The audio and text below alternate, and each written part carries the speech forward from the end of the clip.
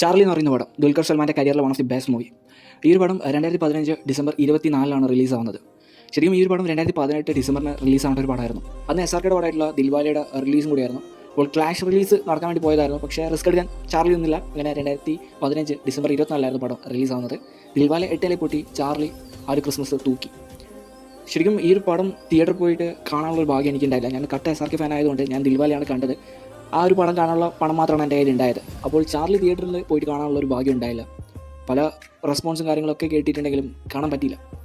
അങ്ങനെ ഈ ഒരു പടം ടൊറൻറ്റിൽ റിലീസായി. അപ്പോഴാണ് ഈ ഒരു പടം കാണാൻ പറ്റുന്നത്. ആ ഒരു പടം കണ്ടപ്പോൾ DQനോടുള്ള റെസ്പെക്റ്റ് വർദ്ധിച്ചു. കാരണം ഇത്ര ഈസി ആയിട്ട് പുള്ളിയാൻ പറ്റുന്ന ഒരു ക്യാരക്ടറല്ല ചാർലി എന്ന് പറയുന്ന കഥാപാത്രം. പക്ഷേ അത് വളരെ മനോഹരമായിട്ട് DQ പുള്ളി ചെയ്തു. ആ ഒരു കഥാപാത്രം ഉണ്ടാക്കിയ ഓളം ചെറുതൊന്നുമല്ല.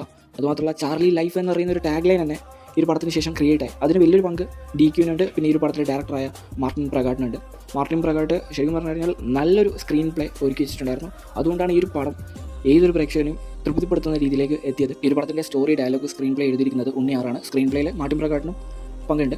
അപ്പോൾ ഈ ഒരു സ്റ്റോറി എന്ന് പറയുന്നത് സിമ്പിൾ ആയിട്ടുള്ളൊരു സ്റ്റോറി ലൈനാണ്. അതായത് കഥാനായകൻ യാത്രകൾ ഇഷ്ടപ്പെടുന്ന ഒരു വ്യക്തിയാണ്. ഓരോ യാത്രകളിൽ ഓരോ വ്യക്തികളുടെ ലൈഫിലേക്ക് കടന്നു ചെല്ലുകയും അവരുടെ ലൈഫിലുള്ള പ്രശ്നങ്ങളൊക്കെ സോൾവ് ചെയ്യുന്നൊരു വ്യക്തി കൂടിയായിരിക്കും. അങ്ങനെ ഒരു സുപ്രഭാതത്തിൽ ഒരു കഥാനായികയായിരുന്നു. കഥാനായിക ഈ ഒരു കഥാനായകൻ്റെ ആ ഒരു നല്ല പ്രവൃത്തികളെ കണ്ട് ആരാധിച്ച് ഇഷ്ടപ്പെടുന്നു. ലാസ്റ്റ് അവർ ഒന്നിക്കുന്നു. അപ്പോൾ ഈ ഒരു ജേർണീൻ്റെ അകത്ത് കുറേ സബ് ഒക്കെ പറഞ്ഞു പോകുന്നുണ്ട്. പിന്നെ ഈ ഒരു പടത്തിൽ ഒട്ടുമിക്ക കഥാപാത്രങ്ങൾക്കും പ്രോപ്പർ ക്യാരക്ടർ ആർക്കുണ്ട്. DQന് മെയിനായിട്ടുണ്ട്, പാർവതിക്കുണ്ട്, സൗബികൊക്കെയുണ്ട്, വേണുചേട്ടനായിക്കോട്ടെ. കുറേ കഥാപാത്രങ്ങൾക്ക് ഒരു പ്രോപ്പർ ക്യാരക്ടർ ആർക്ക് കൊടുത്തിട്ടുണ്ട്.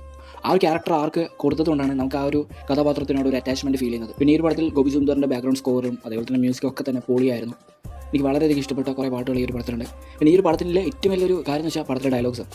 കാലൻ അങ്ങ് കൊണ്ടുപോകാന്നെല്ലാം പറഞ്ഞിട്ടുള്ളതും അതേപോലെ തന്നെ കാത്തിരിപ്പിൻ്റെ ഒരു സുഖം ഉണ്ടല്ലോ എന്ന് പറഞ്ഞിട്ടുള്ള കുറേ ഡയലോഗ്സ് ഉണ്ട്. ഇതേപോലത്തെ കുറേ നല്ല നല്ല ഡയലോഗ്സ് ഉള്ളൊരു മൂവിയും കൂടി തന്നെയായിരുന്നു ഇത്. അപ്പോൾ ഈ ഒരു പടം ഒട്ടുമിക്ക മലയാളികളും കണ്ടു എന്നാണ് എൻ്റെ ഒരു വിശ്വാസം. കാണാത്തവരായിട്ട് ആരെങ്കിലും ഉണ്ടെങ്കിൽ ഒരു സൺ നെക്സ്റ്റിലാണെന്ന് തോന്നുന്നു, അതിൽ അവൈലബിൾ ആണ്. ജസ്റ്റ് ഒന്ന് ചെക്കൗട്ട് ചെയ്യാം. നിങ്ങൾക്ക് എന്തായാലും ഇഷ്ടപ്പെടും. അത്രയ്ക്ക് നൈസായിട്ടൊരു പടമാണ്, ഫീൽ ഗുഡ് മൂവിയാണ്.